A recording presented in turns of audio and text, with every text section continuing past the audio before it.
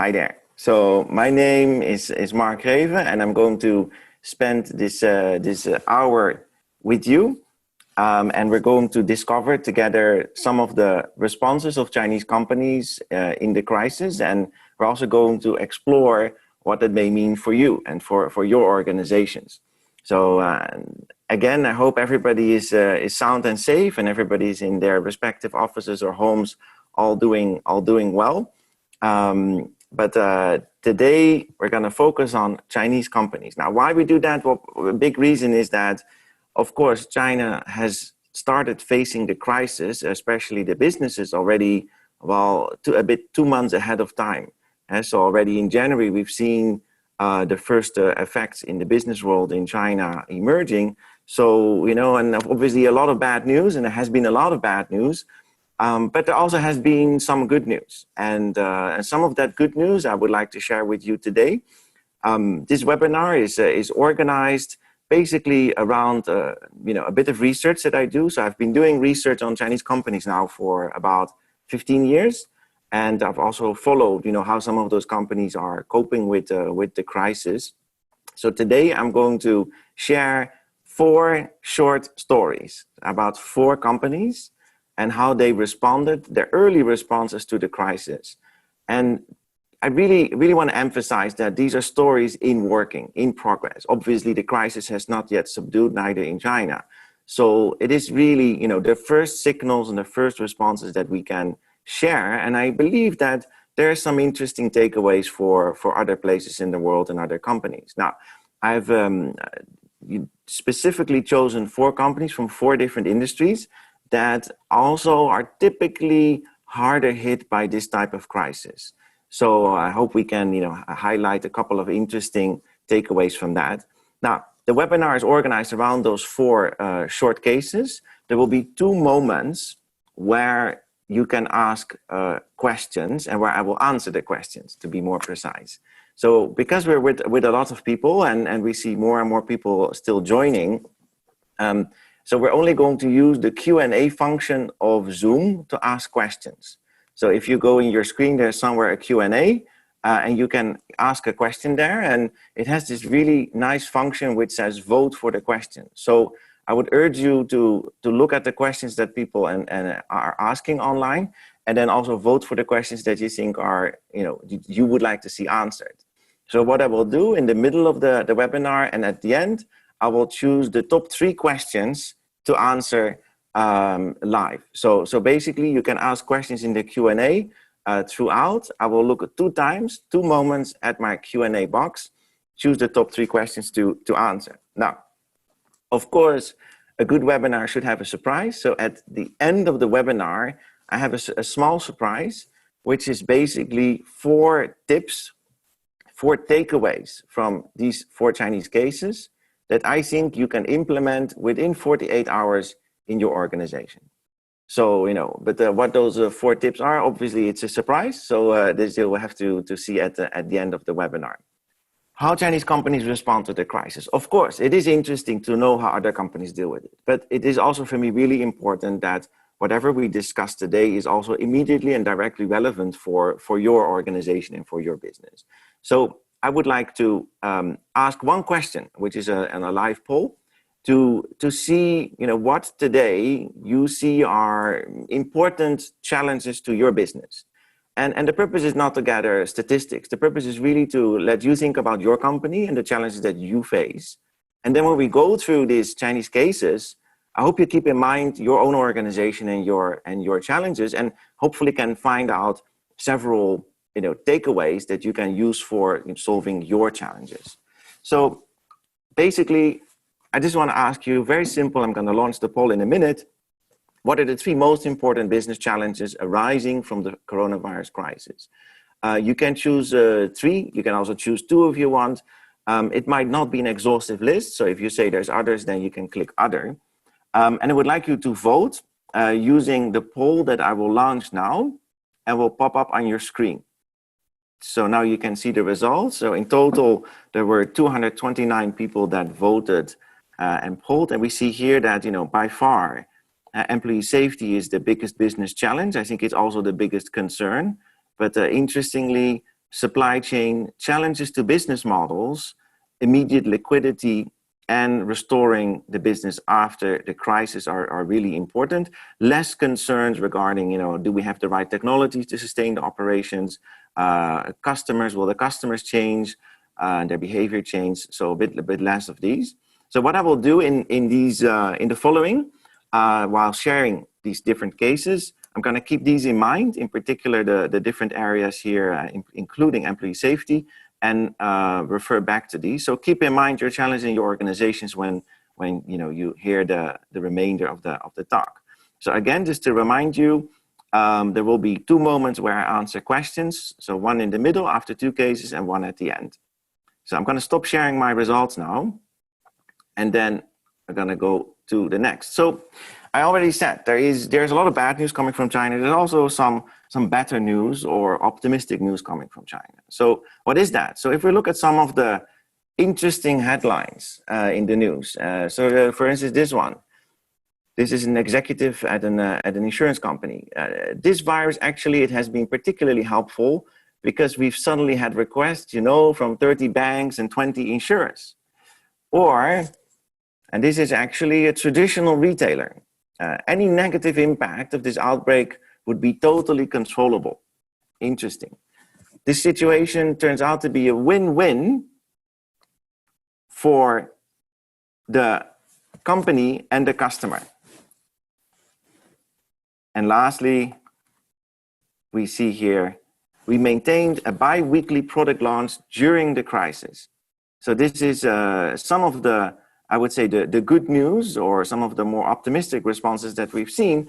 And of course, the question here is, so how did that happen? I mean, obviously, the crisis is not good news, not for business either. So I want to go through some of these, a couple of cases that I've been working with, a couple of companies I've been working with, and to share for each case, maybe just one insight, because there's so many things we can tell, but I think there's one insight per case. So the first story, and the first story is a story. Again, I remind you, it's work in progress. The story is evolving. The first story is a story about a car company. And it's imagine that you are Mr. Wang, and you're the CEO, founder, chairman of a car company. It's actually one of the largest car companies in China, called BYD. Also invested by very important investors worldwide, and it is a Chinese New Year's Eve. So that's at the end of January, roughly. And then you know already by the time that basically, we're going to face a big problem. We're going to face problems with the supply chain, with production. So this is clear. And then imagine that Mr. Wang, is his name, he's sitting at his family home and thinking, okay, there's hard constraints. I need to work on solving the supply chain issues for being able to make cars and so on. At the same time, I'm also worried about my my employee safety in the different factories, and how can I get them back to work as quick as possible, but also safe? And then he also, I said, but at the same time, I have idle capacity. I have all this machinery doing nothing. And in that evening, and this is a true story, he suddenly had this idea, and I said, okay, you know what? We're going to make mouth masks. This kind of safety masks for during the crisis.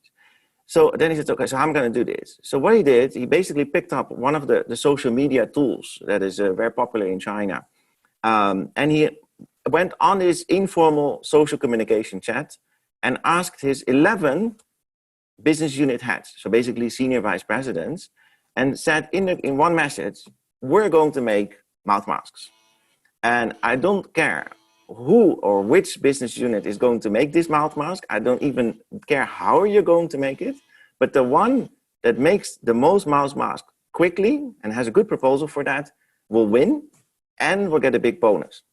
So within a week, BYD managed to re-engineer and use 90% of their existing facilities and machinery, used the efforts of 3,000 employees to rebuild a production line for mouth masks, which then became, in fact, the largest producer of mouth masks at that time in the world.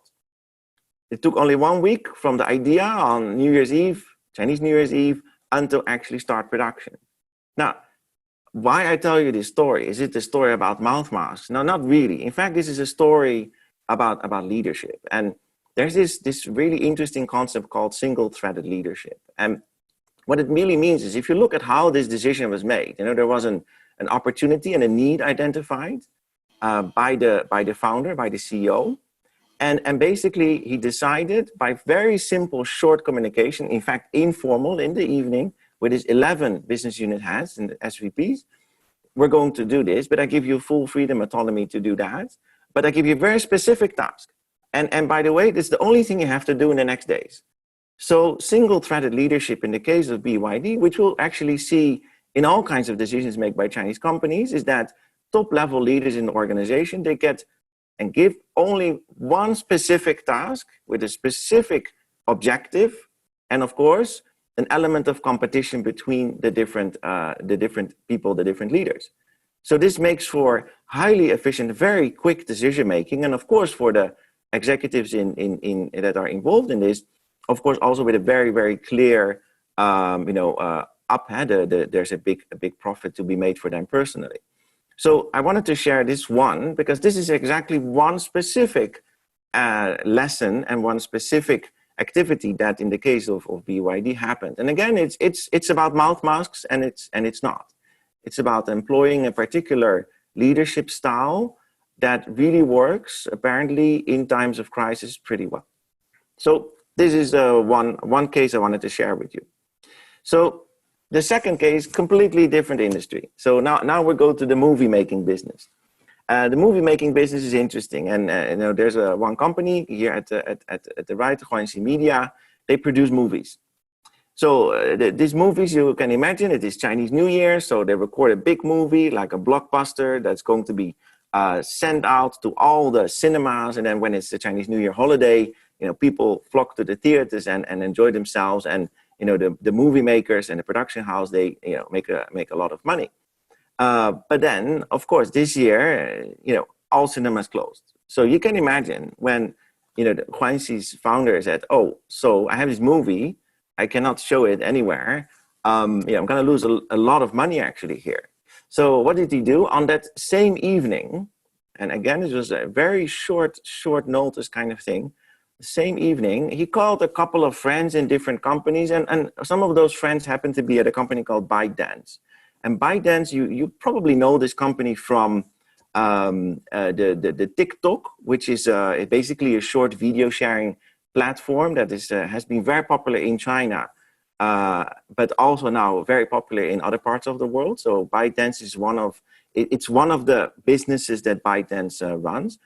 And then they sat together. I think it was probably a phone call, and they discussed. So what do we do? Because I have a movie, and nobody's going to go to the theater. And in fact, TikTok or ByteDance had a similar problem. So normally people use the 15-second short videos, and they swipe when they're waiting for the subway, or when they're on the way to work, or any moment they can quickly swipe at this quick content. But now people are sitting at home for hours and hours, and playing 8 hours swiping your TikTok is probably not gonna make it. So then they said, you know what, we're gonna launch your movie, mind you, this is a two hour plus movie, on my short video sharing platform. And then, by the way, maybe I can get some new users, so people that would go to the cinema but would not use TikTok. And at the same time, for you as a Huanxi Media, I give you a lump sum, I give you an X amount of money, and then I'm gonna broadcast this. But by the way, if I make money of this movie, like in terms of advertisements and so on, you get a big commission. So what happened? Actually, both of these companies, so Huanxi Media and ByteDance, overnight changed their business model from short video sharing to feature-length 2 hour plus movies. And the movie studio, very traditional business, overnight changing the business model to earning money from live streaming for free movies, but earning money from some commission on advertisement. All of this, mind you, happened in exactly 24 hours. From the decision, the phone calls, the discussion between the executives of Huanxi and ByteDance to launching the movie on the platform took in total 24 hours.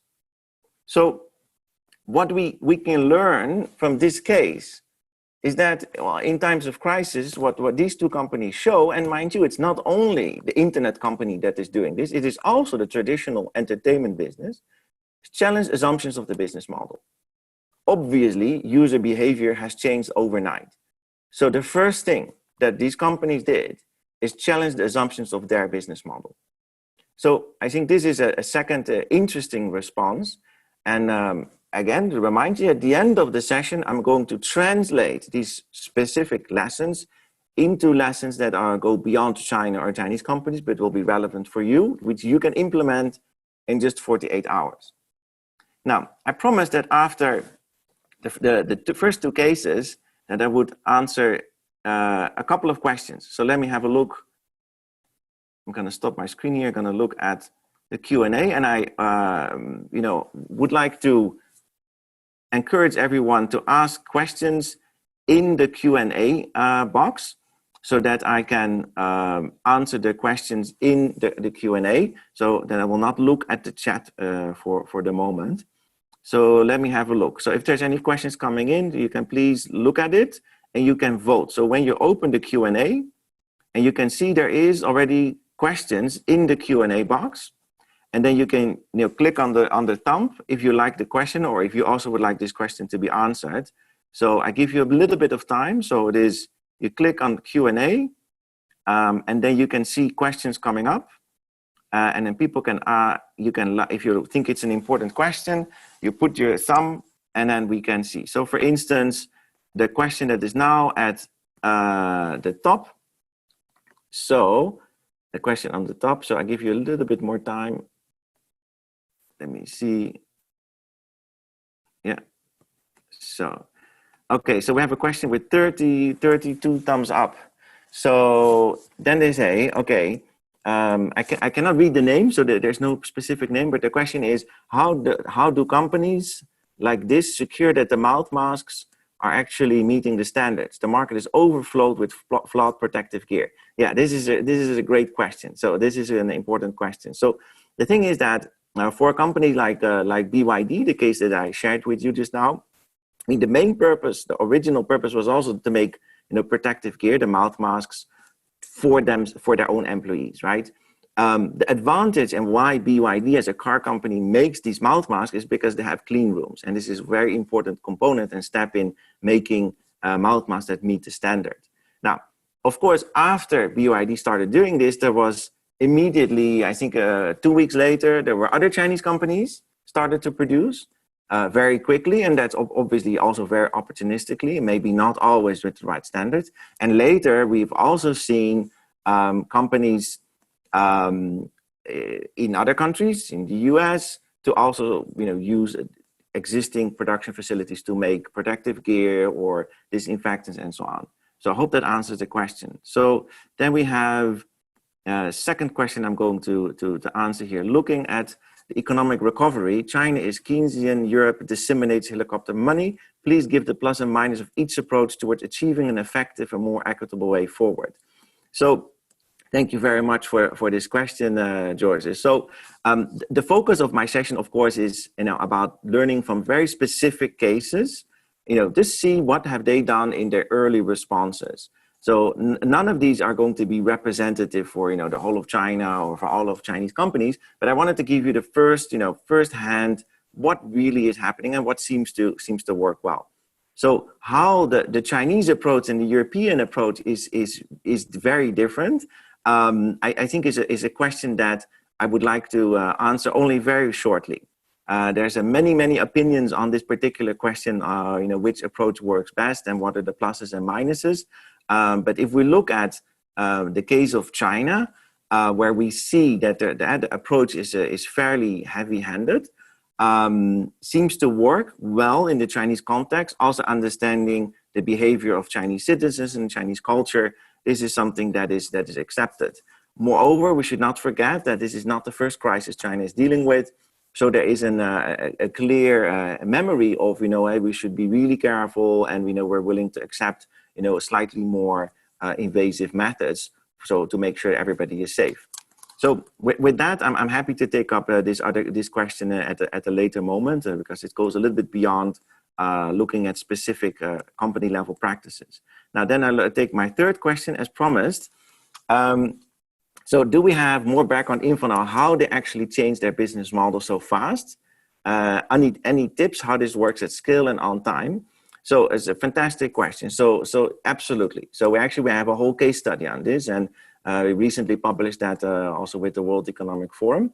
The main reason I think is what we discussed in the case, but there's a variety of reasons. And in fact, these companies are fairly used to changing business models and challenging business models quickly, because the reality is in China that there always has been fairly quick customer changes and a lot of dynamics as compared to let's say more stable economies. So there's a bit of habit there in the way the companies are used to challenging continuously assumptions. So with that, I answered 3 questions. So if some of the questions that are you still think like, hey, these are really important, feel free to like them, and then I will pick them up after the next 2 cases. So then we go on, and then we go on to the next 2 cases, and then I'm sure there's still time after this for multiple questions. So the next case I'm going to show you is a case actually in retail, and this is in fact it is in traditional retail, and again, so what I'm going to show you is the crisis hits, there's a specific challenge emerging. What did the company do? So just to give you a variety of answers and responses that companies did, obviously how and why certain companies can do that, there's tons of reasons, but we get to the main point, and then I'm happy to expand. Now, this particular company is called Peacebird. It is a company that is a private company that started in the 1990s. And it's in many ways a traditional retailer. So they have several fashion brands. They have about 4,600 stores, like the one on the picture here that you see. And basically, imagine again, you are the CEO of this company, and then it's the day after New Year. So in this case, still the end of January, and then there is basically de facto a lockdown, which means people do not go to shops. And basically, you're also not allowed to keep your shops open. So what do? I mean, this was an important channel, the most important channel for selling clothes and products. So of course, the one possible answer is, well, we have with 4,600 stores, we have about, I don't know, maybe tens of thousands of sales agents, tens of thousands of people that work in these shops to sell clothes. They don't have anything to do anymore, so we could fire them. But that's not what Peacebird did. And I think Peacebird is going to, for me, is a very, very important lesson, and I'm going to share that with you. So actually what they did is the founder knew there's only one answer to this. One answer is that everything we sell, must move online, and it must move online immediately. So not next week. No, not. It has to move online tomorrow. So imagine the scenario where there's tens of thousands of sales agents, so people that sell clothes in the different stores all over China, and the richer parts of China, but also the poorer parts of China, all over China. And then they got basically the task, tomorrow, everybody, you have to sell online. So how did they do that? Basically, they said, well, we know that most of you are probably not live streamers or key opinion leaders, or might not even be very familiar with how to sell a product in a virtual world. So they said, you know what? We're not going to give you any guidelines. So the point is, we want to sell online, and we want to start tomorrow. You do whatever you want and whatever you think makes sense. You want to sell only to your friends? It's fine. You want to share your products on the friendship circle in your social media? It is fine. You want to organize a group buying activity? Whatever you like. You want to start a live stream on one of the platforms? Go do it. So they give no any challenge and no any limitation. Then the next day, they had one of their top executives, so the director for new retail, do the first live stream, so video live stream selling, promoting and selling the product. And that was the start of everybody moving online, all in online. What happened? Very interestingly, the employees, so basically salespeople from all the different stores, they were too creative. So many different solutions, so many different ideas that at some stage they said, you know, we need to capture what are the best practices. They did that. They had a system, which I will explain in a minute, already in place where every sales employee can share best practices based on, you know, conversion rate and how much they sell. And started sharing these best practices all over. And over time, they got the hang of it. And actually, in February, so which is the month that China has seen the biggest growth of cases in this crisis, they had the best month compared to before, 1 year before, in terms of online sales.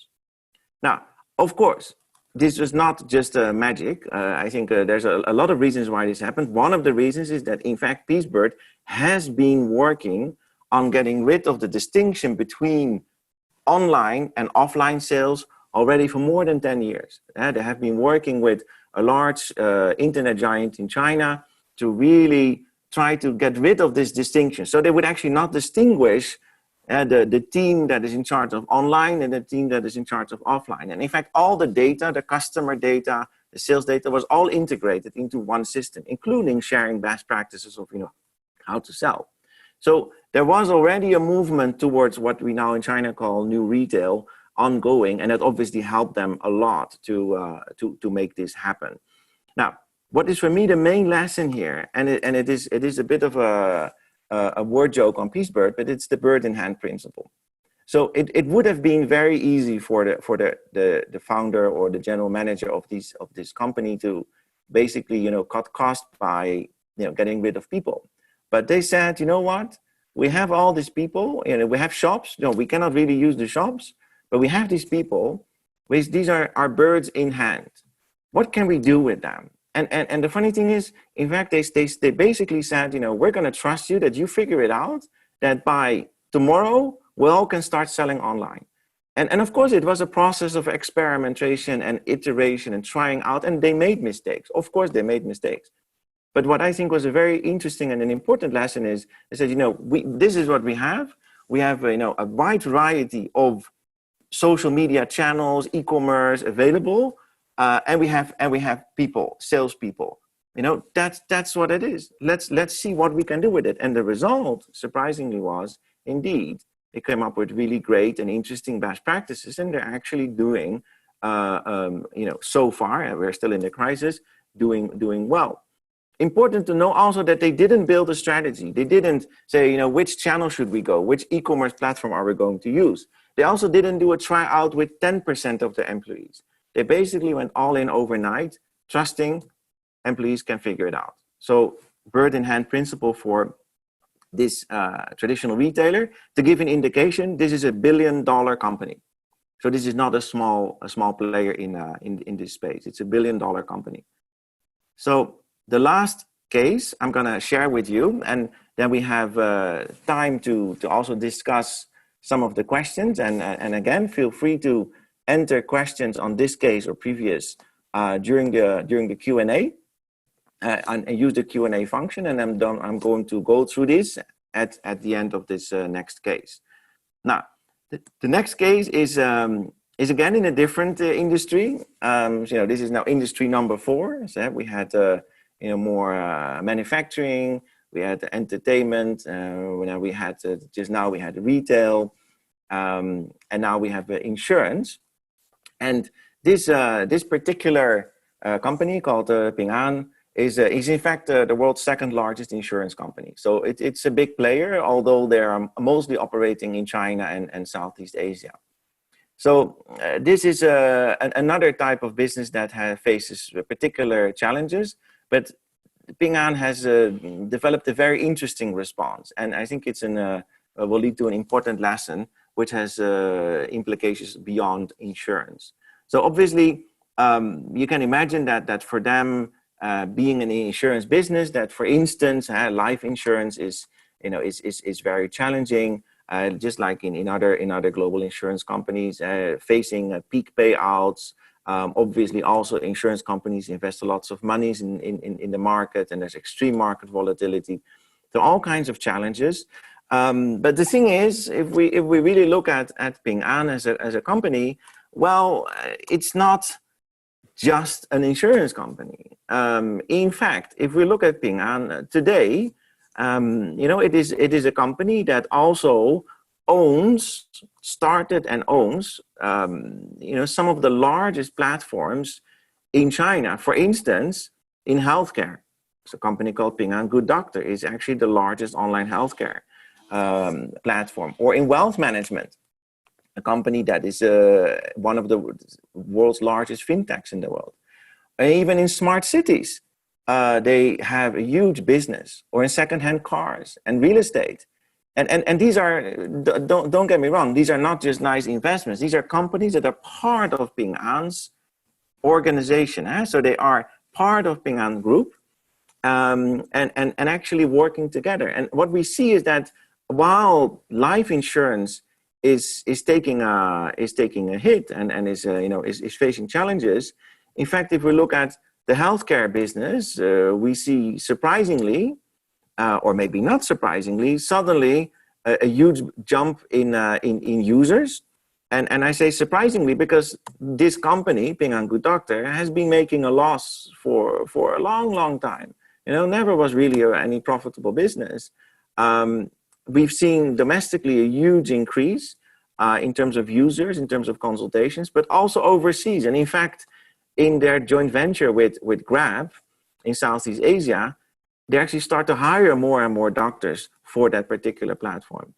Then beyond healthcare, so one of their companies called Ping An Technology, and that was one of the first quotes came from there, is actually selling now their own cloud-based, so cloud technology-based remote working solutions to all kinds of competitors like banks, insurance companies, but only after they tried it out themselves. And actually they were the first company in the industry to embrace remote working, and they did that with 1.5 million employees and agents. And once this solution was worked out well, they start selling this to others.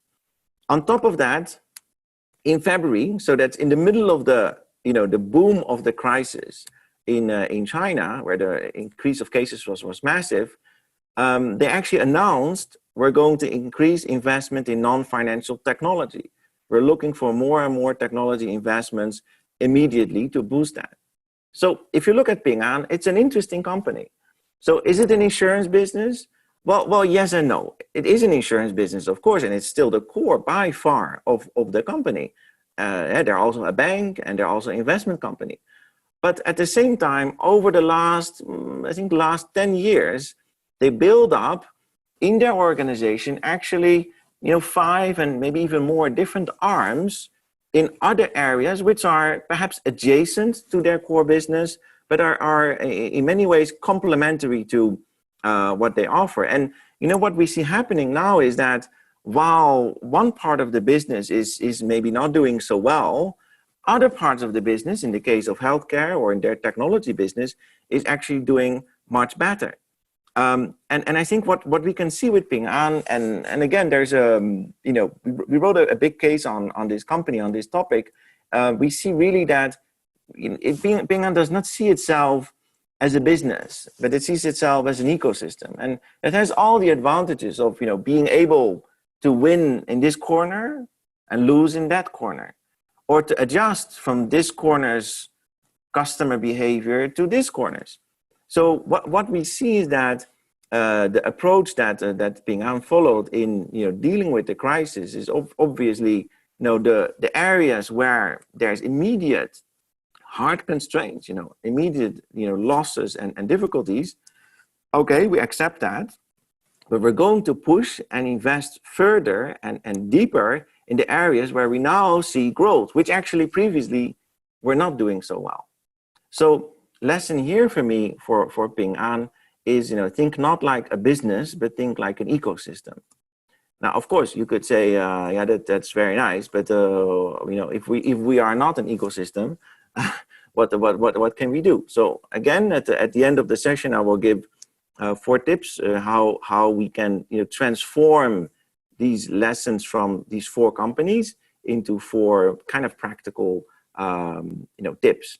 So for Ping An, lots of other insights that I could share with you. Most important insight during this crisis is that they realized we're not a business. We're not gonna stare on one particular area where we're losing, but we're gonna see ourselves really as an ecosystem where we can actually inside our own ecosystem can balance out and actually reinforce some of the investments activities in other areas.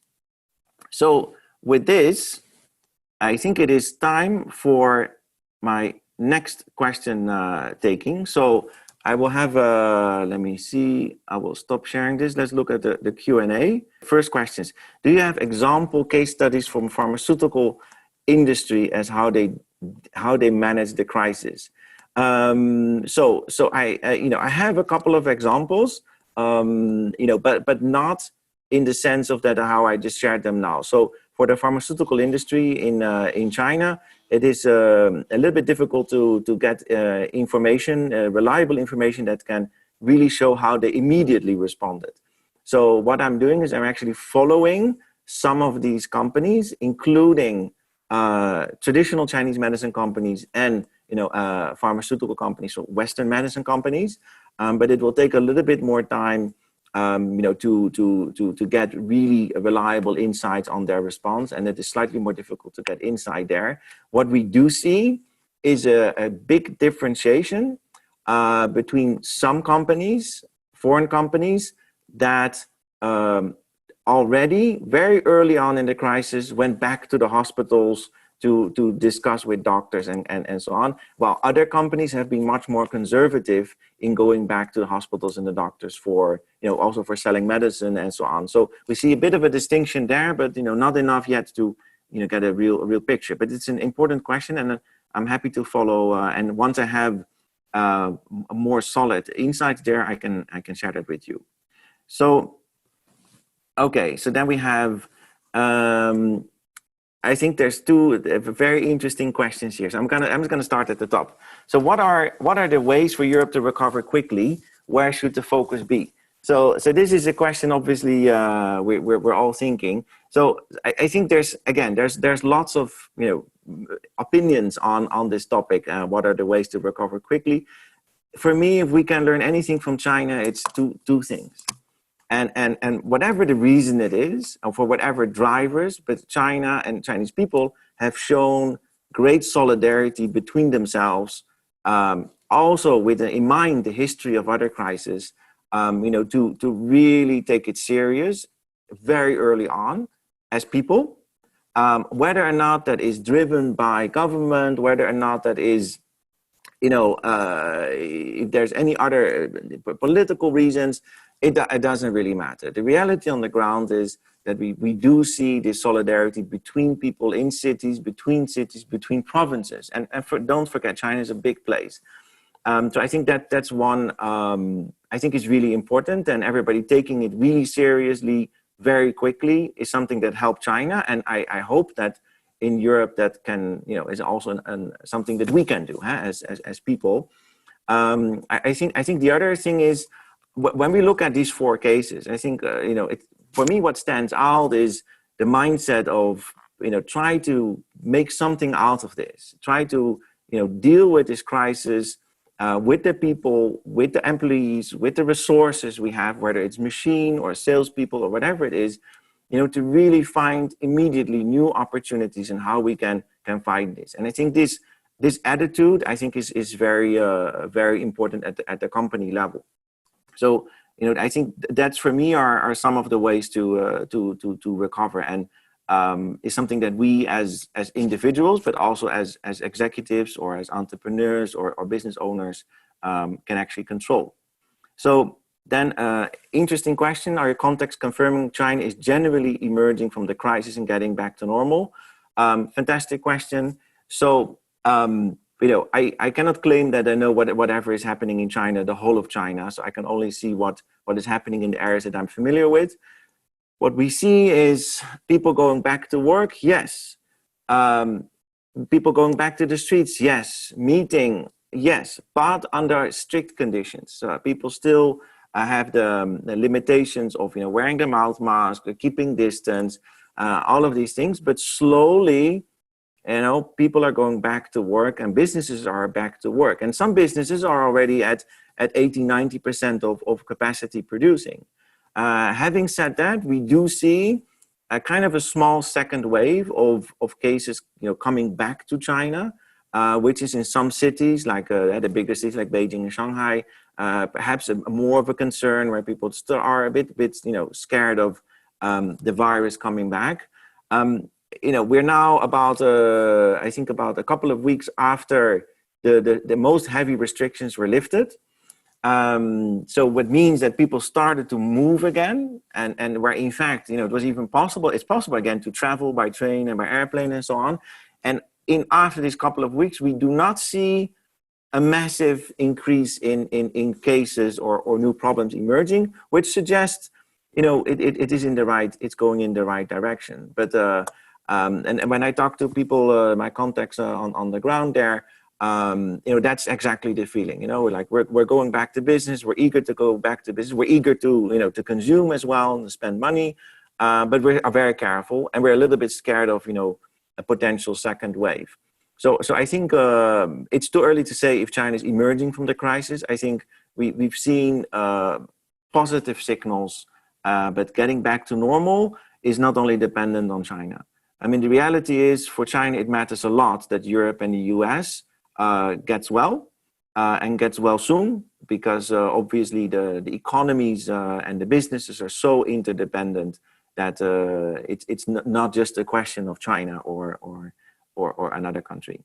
So then, let me see. Then I can take what questions we have here. More questions. Have a look. How could two large companies exercise such agility in decision making in such short notice? So the movie case.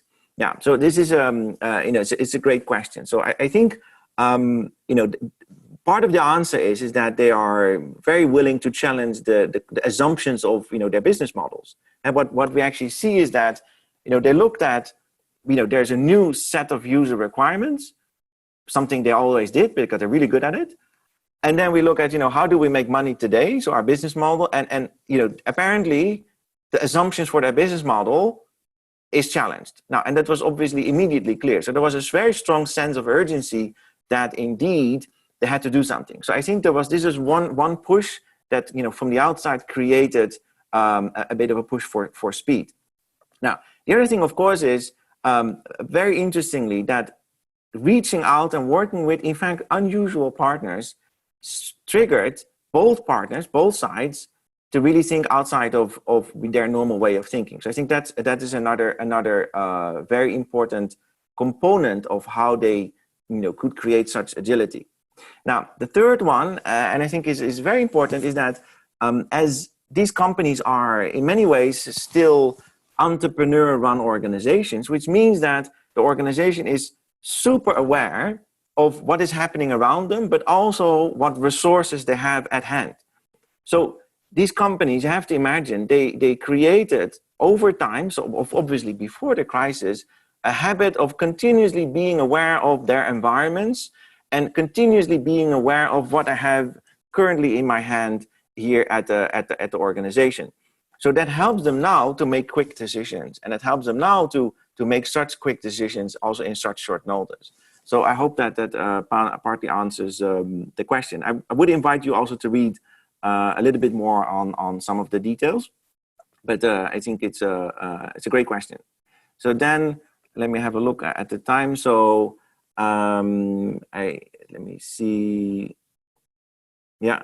So I think the next question from here is, can you describe leadership style and the culture of the company? So it depends a bit on which company. So all of the four have quite different companies. The leadership style, what they have in common, in fact, I highlighted the single-threaded leadership style of one of the companies. But in fact, we see this type of behavior actually in a lot of Chinese companies, where on the one hand, the leader is extremely decisive and clear what he or she wants. So set the goal super clear. So this is the objective. Then gives almost complete freedom, we could call it empowerment, to other leaders, so the executives, to make that happen, and their teams. So I think this is a very important component, I think, of leadership style. So in a way, it is directive in the sense of, we're setting clear goals, and that's what we're going to do. But how we get there, for instance, the example in Peacebird with selling online, or the example of BYD with re-engineering the machinery, this is, in fact, very open. So what we see is that there's, in fact, a lot of autonomy at the level of teams and frontline workers, to adjust according to the ways they see fit. And, this is also the case in the other examples where really the frontline workers have the autonomy to decide what is the best way to sell, to produce, to make, and etc. So I think these are components of that. And we should really be clear that these are private companies, so privately held enterprises, which means that, they are entrepreneurial organizations, which actually tend to be more autonomously organized, lots of freedom at the front line, as compared to, for instance, state-owned enterprises. So that would be a completely different story. So this one. So I'm gonna move on. So I answered already 4 questions. So, and I don't want to, spoil the surprise at the end. So I'm going to move on because I have one thing left that I want to share with you. And it's really, if we step back and we look at these, at these 4 cases, and again, don't get me wrong, there's lots of details and nuances of each case. But what my purpose is to share first responses and first actions taken, first strategic decisions taken by these Chinese companies in the early phase of the crisis. So we're really talking about decisions made at the end of January and the beginning of February.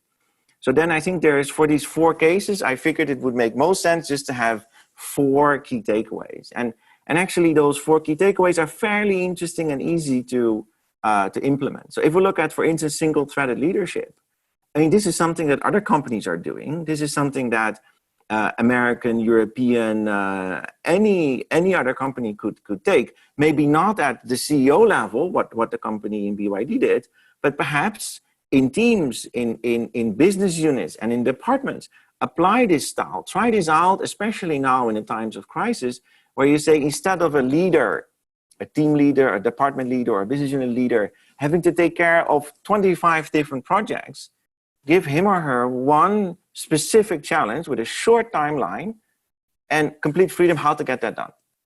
So this would be one suggestion. Apply this for a key business challenge, and it's actually not so difficult to apply. Now, leveraging an ecosystem, so the example of Ping An, obviously if you're not an ecosystem, you cannot become an ecosystem overnight. That is not possible. However, most companies work with partners, and whether or not these are joint venture partners or alliances or any of these things, connect with them, reconnect with them. Because what are they? The partners are not just partners to make sure that you can deliver your service. These are your market tentacles. These are the feelers in the market that know in other adjacent areas, and sometimes even a little bit outside of the comfort zone areas, where there might be opportunities that you can work together with. So second is really reconnect the partners to fire up these market tentacles. And the third one, challenge assumptions. This is for me something that I do in my own practice. I insist that always one person in the team, in the department, in the business unit has a role to always disagree. Now, being Dutch, that's fairly easy, but typically it is a practice that can be implemented throughout. Challenge assumptions sounds really nice, and if you're used to it, like ByteDance or Huanxi Media, but if you need to do it, the simplest, most quick to use practice is, assign one person, one leader in your team, department, and be you, just to disagree with whatever is being said, any assumption being made, anything done. The last one, and for me, I think a very important one, bird in hand. I think it's important that we persist in finding ways to find and reach short-term ambitious goals, but do that with the resources we have, which means, your machineries, your infrastructures, but in particular people. And I think this crisis has shown, for instance, in the case of Peacebird, that, people can change fairly rapidly, are very adaptive, willing to learn. And especially if the whole organization needs to do that, that is actually possible. So I have, for the last couple of minutes, I'm mindful also of your time, even though we started a little bit later, I have a poll, and I would like you just to look at these, these different practices, and maybe they're not even best practices, to be honest. Maybe they're just practices that could inspire you to think, hey, this is what some of these Chinese cases did, and I focus only on one per case, so it's very, very, single insights. Which of those I could implement, and any of these you can implement in 48 hours. So we're going to launch the poll, and I would like to invite you just to choose any of these. I'm launching the poll now. One, would you say that's what I would like to do? This is the practice that I would prioritize now. Now I launch the poll. Voting, which practice would you prioritize now? Is it change of leadership style, single-threaded leadership? Is it going to partners, build those market tentacles, leveraging an ecosystem? Is it challenging assumptions of your business model and business approach? And it's an important one because, in fact, our customers change, the customer's behavior changed. So obviously, some of the assumptions we have about how we sell products and what companies want from us and what customers want from us is probably changing. Or lastly, the bird in hand, where it's basically saying, what can we do more with our current resources? Have a fresh look at what we already have, rather than getting rid of them, the resources, either it's machines or factories or shops or people, and see and trust actually that we can do much more. In the case of BYD, they used 90% of their existing infrastructure and machinery to re-engineer it into a production line. In the case of Peacebird, they actually got all of their tens of thousands of offline sales agents to work online in no time. So we see here the results. Now about 58% has voted. And interestingly here, we see that bird in hand got most votes, and then also leveraging an ecosystem of partners. And I think these are, I think all of them actually get almost an equal amount of votes. If you look at it, 19%, 29%, 20, and 30. If we look at bird in hand and leveraging ecosystem, I think the message is also very simple. There's so much that we already can do with the resources, internal or external, that we have at hand at the organizations, that this is the moment to leverage and mobilize those resources. So I'm going to stop sharing now, and I'm mindful of the time. We're now 3 minutes past 12, and some of you might have other engagements coming up. So I'm going to stop sharing the results. Basically, if you want to read a bit more, me, my colleagues, a lot of my colleagues at IMD are publishing regularly on topics like this. I've been following Chinese companies for 15 years, so we've collect information and data throughout. And we're going to keep you up to date on what we find. You can read some of our recent articles in MIT Sloan or in the World Economic Forum. I would love to keep in touch. I would also like to thank you here. So I hope this was insightful. I hope this triggered some thinking, some ideas for at least what these 4 Chinese companies in 4 different industries, which were all pretty hard hit, what they did, and what you could potentially do as well in your own organization. So with that, I would like to really thank all of you, and I really appreciate also for all of you joining. And most important, everybody take care, stay safe, but also keep an optimistic and entrepreneurial mind out there. There will be an after crisis moment, and hopefully we can then also meet up in real.